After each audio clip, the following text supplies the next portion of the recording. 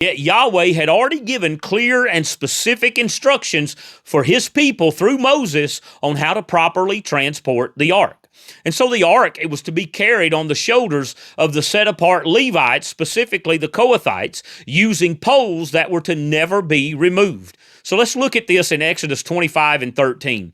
Make poles of acacia wood and overlay them with gold. Insert the poles into the rings on the side of the ark in order to carry the ark with them. The poles are to remain in the rings of the ark. They must not be removed from it. And so the instructions here are very clear. The ark was to be carried by the Levites, specifically the Kohathites, as we said, using these poles. This was the only method given for transporting the ark in Scripture, which is indicated by the instruction to leave the poles in the rings, meaning they were to stay there for transportation purposes. So look at number 7, verse 9. But he did not give any to the Kohathites, since their responsibility was service related to the holy objects carried on their shoulders. Notice that. And there are no instructions anywhere that a cart or oxen can be used to transport the ark. In fact, no one was to even actually touch the ark. No one was to touch the holy objects or they would die according to Scripture. Look at Numbers 4:15, where the text says, Aaron and his sons are to finish covering the holy objects and all their equipment whenever the camp is to move on. The Kohathites will come and carry them, but they are not to touch the holy objects or they will die. These are the transportation duties of the Kohathites regarding the tent of meeting. And so even those who were ordained and consecrated to minister in the tabernacle before Yahweh and later in the temple, they were not even to touch the ark.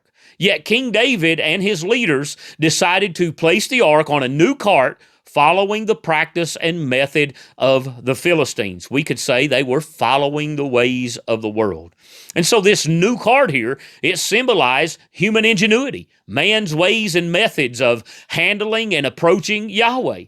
And the obvious issue here is the Torah forbids such practices as we've just laid out from the Scriptures. Only Levites could carry this thing and approach it according to the Scripture. And so this upgrade, if you will, this new way, this new cart, it defied Yahweh's holiness and his commands and specific instructions for handling the ark, which was the representation of Yahweh's presence among his people.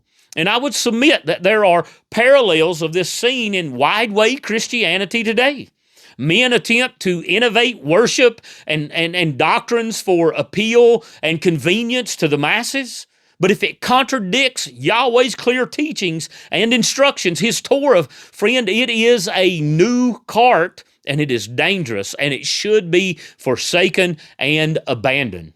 And this is similar to what happened with Nadab and Abihu in Leviticus chapter 10, who offered strange fire that Yahweh had not commanded.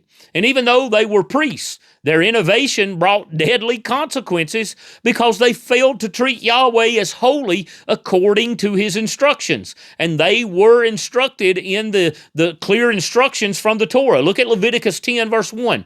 Aaron's sons, Nadab and Abihu, each took his own fire pan, put fire in it, placed incense on it, and presented unauthorized fire before Yahweh, which he had not commanded them to do.